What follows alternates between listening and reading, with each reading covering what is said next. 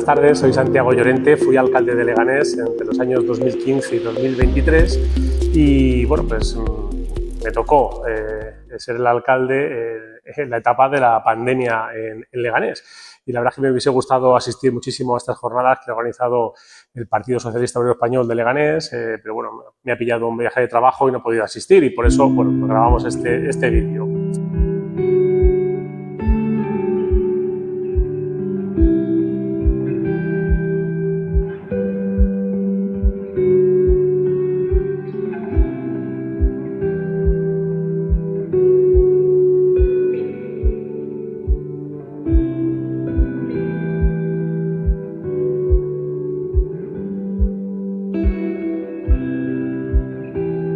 Fue el momento más complicado de toda mi etapa. Me imagino que para todos los gobernantes en todos los países era algo para lo que no estábamos preparados. Nadie tenía información y la información fluía poco, nos entregábamos por los medios de comunicación.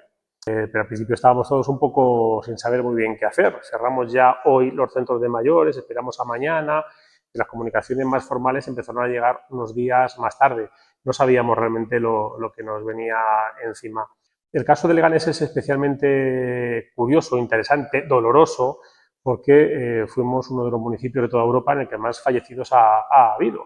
Hubo algo en concreto en Leganés, los primeros infectados, nunca lo hemos sabido, porque a pesar de solicitarle reiteradamente al gobierno regional, a Isabel Díaz Ayuso, que hiciese un estudio epidemiológico a posteriori para saber por qué en Leganés había actuado como virulencia, pues jamás se hizo absolutamente nada. Nunca se hizo ningún estudio. Llamamos nosotros al hospital para ver qué estaba pasando. Lo mismo nos pasó con las residencias. Empezaban a haber quejas de muchísimos familiares y es cuando empezamos a acudir a todas las residencias de Leganés para ver qué estaba pasando. Hay 8 residencias, todas son privadas.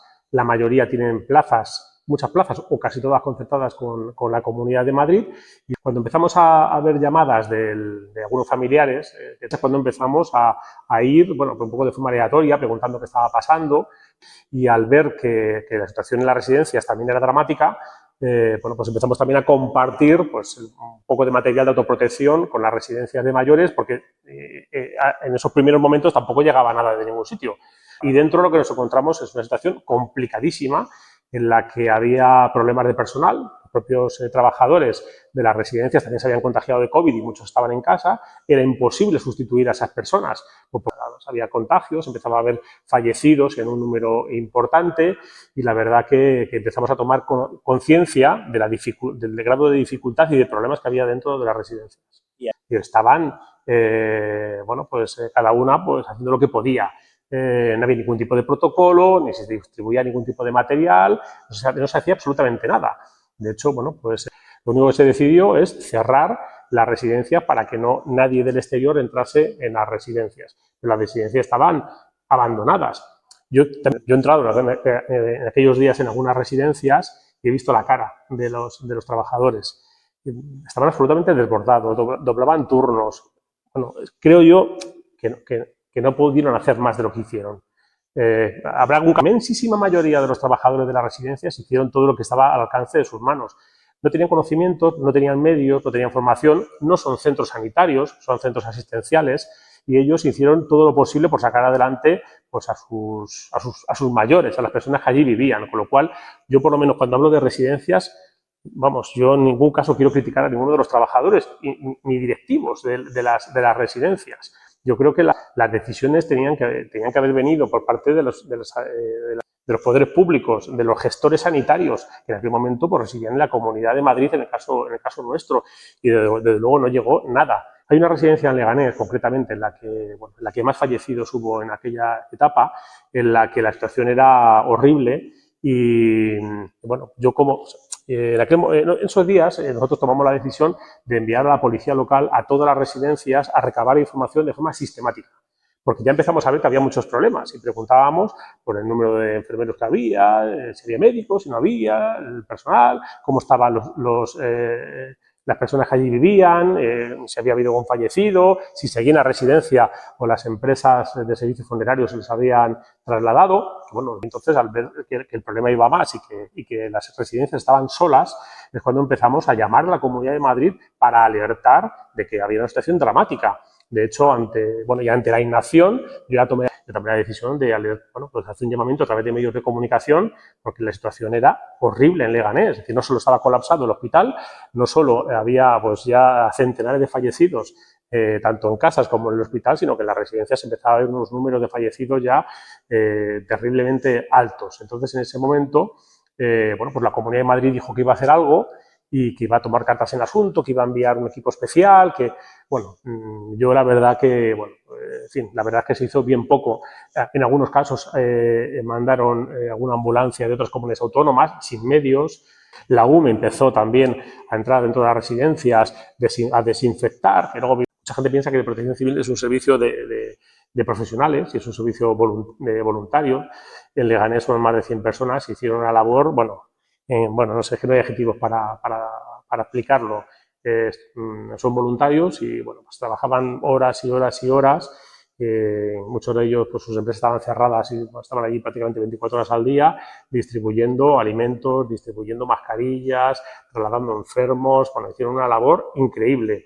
Pero en las residencias es verdad que no se permitía entrar a nadie. Entonces, tanto nuestra policía como Protección Civil entraba un poco hasta el hall de entrada, ¿no? Pues para preguntar, para ver qué se podía ayudar, pero no se entraba mucho más allá con la intención de no contagiar a nadie. Es decir, el interior de la residencia, allí no entraba nadie y tampoco había más personal sanitario que viniese de ningún sitio. Ningún médico de ningún hospital entró en ninguna de las residencias, ningún médico de ningún hospital público ni privado, ningún médico de ningún centro de salud entró en ninguna de las residencias. Es decir, el personal sanitario de cada una de las residencias se tuvo que apañar con lo que tenía a su alcance.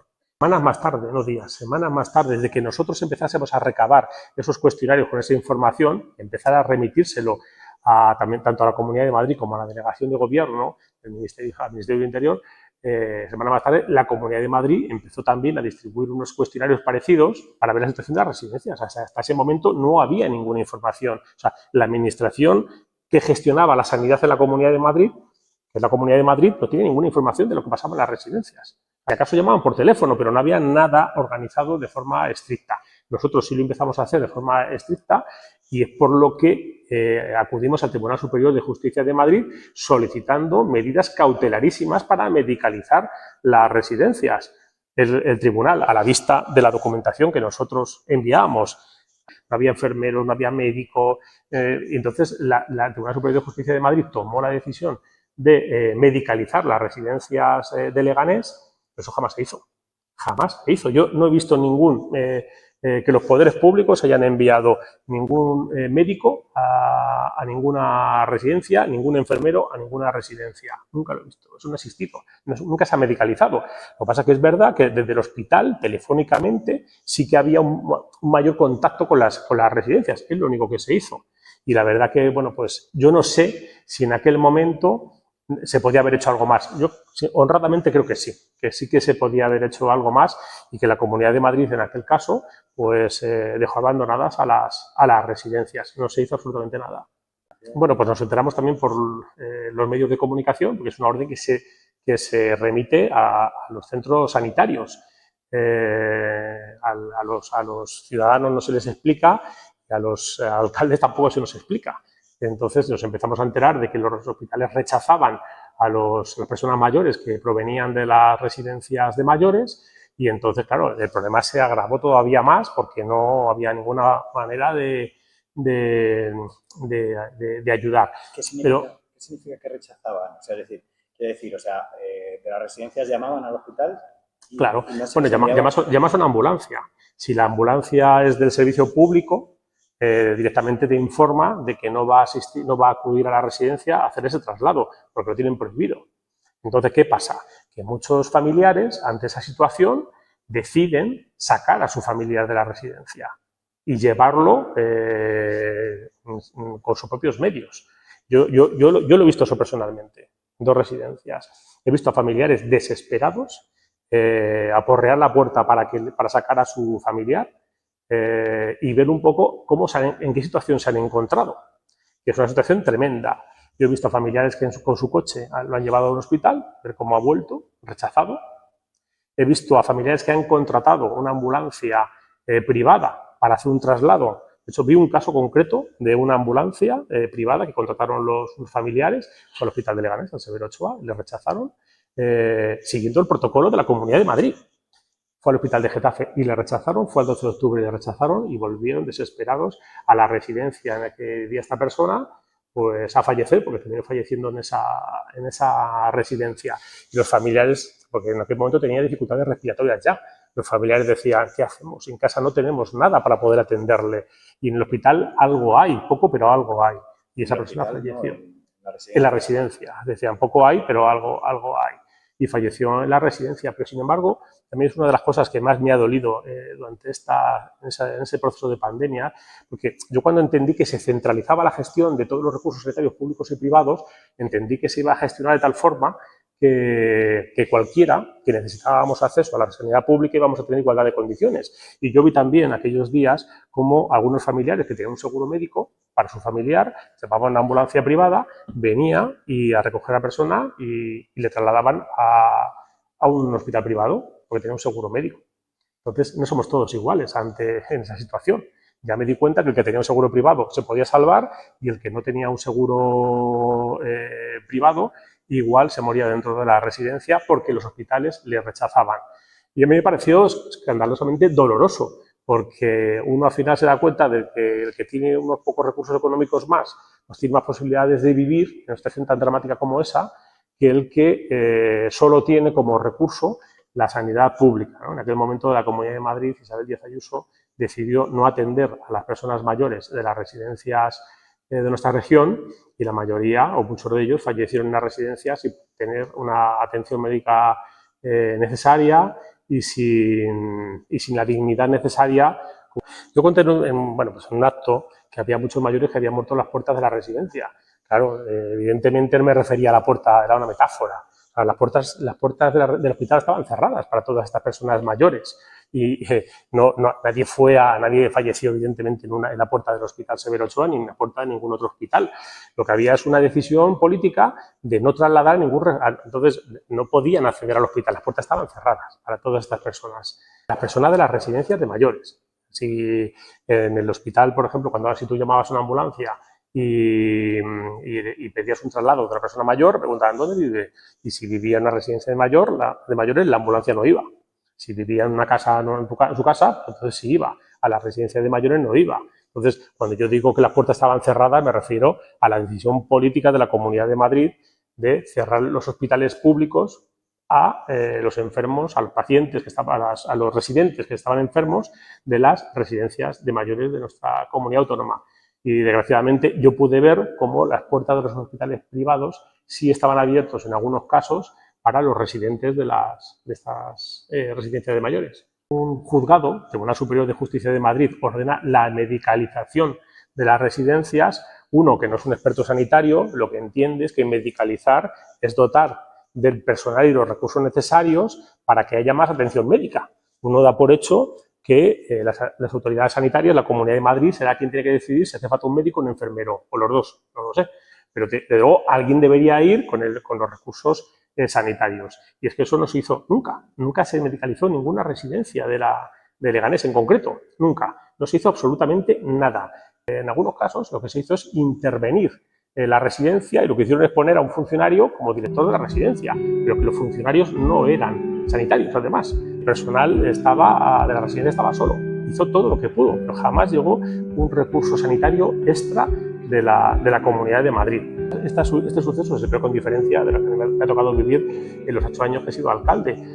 Ese es uno de los municipios de Europa, ¿no? de España, donde más fallecidos ha habido, sumadas los fallecidos en residencias, más los fallecidos en el hospital y en sus casas, pues andamos cerca casi de las 1000 personas en nuestro municipio, ¿no? Y me da a mí la sensación de que todo el mundo ha pasado página y no se quiere hablar de esto porque es volver a incidir en el dolor de las familias. Bueno, pues yo creo que hay responsabilidades políticas por un lado y por otro lado también a mí me gustaría pensar que hay alguien preparando sucesos en el futuro. Pero me da la sensación de que ese carpetazo que se ha dado a todo, de que ese pasar página afecta a todo, ¿no? Y bueno, pues miramos el futuro sin analizar bien qué ha pasado en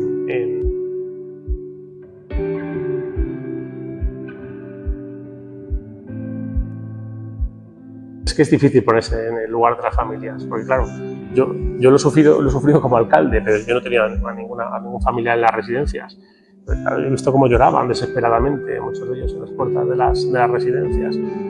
Cuando ves que es que no puedes hacer nada, no te dan información, dentro no sabes qué está pasando, el personal está desbordado, se le pone a llorar por teléfono el personal cuando habla contigo.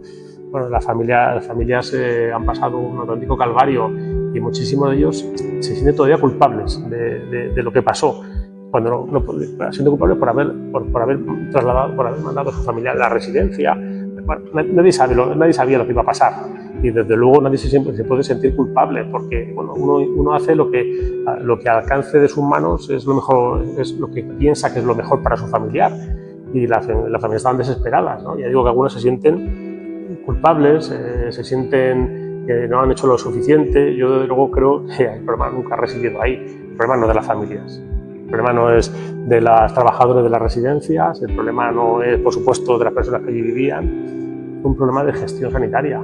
¿Que iba a haber fallecidos? Bueno, pues es evidente. Ahora, ¿podría haber menos fallecidos en las residencias? Yo estoy convencido de que sí, de que haciéndolo de otra forma habíamos salvado vidas.